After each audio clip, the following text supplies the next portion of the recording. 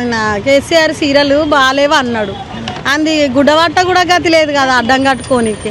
ఇస్తా అని అన్నాడు. ఏది మరి ఇచ్చుడు అంటే అవి మంచి సీరియల్ కాదు 500 మరి ఏవి మళ్ళా సంవత్సరం రావట్టే ఏవి మరి సంవత్సరం రేవంత్ రెడ్డి ఎట్లుంది?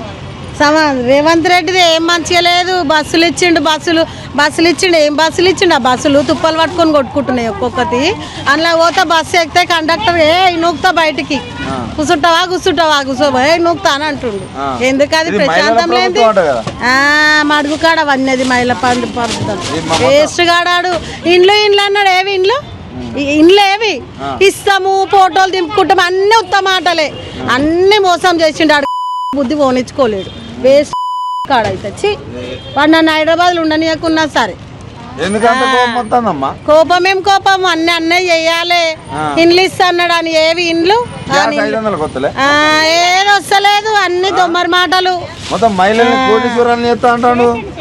ఏం చేయలేదు.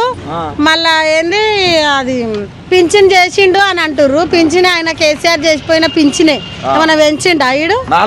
ఏవి 4000 ఇప్పటికి 2016 రూపాయలు పడుతున్నాయి. చూపియాలా ఈ నెల పోయిన నెల చూపియాలా? అన్ని దొంగ మాటలు చెప్పి అన్యాయంగా అని నూకేసి గెలిపించుకుండు. ఈసారి బడబుద్ధిగా గెలుస్తాడు ఆయన. ఒవ్వడయ్యాడు శరం తప్పిన వాళ్ళు అయితేనే ఆయన కోట్లు వేస్తారు. పిల్లలకు చదువుకునే పిల్లలకు స్కూటర్లు ఏ స్కూటర్లు రాలేవు అని దొంగ మాటలు అన్ని.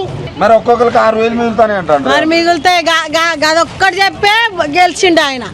ఇంకా బస్సులు కిరాయిలు అనేది ఇంట్లో ఉన్న పెళ్ళము పోరా నువ్వు డ్యూటీకో నేను ఇంట్లోనే ఉంటాను అంటది.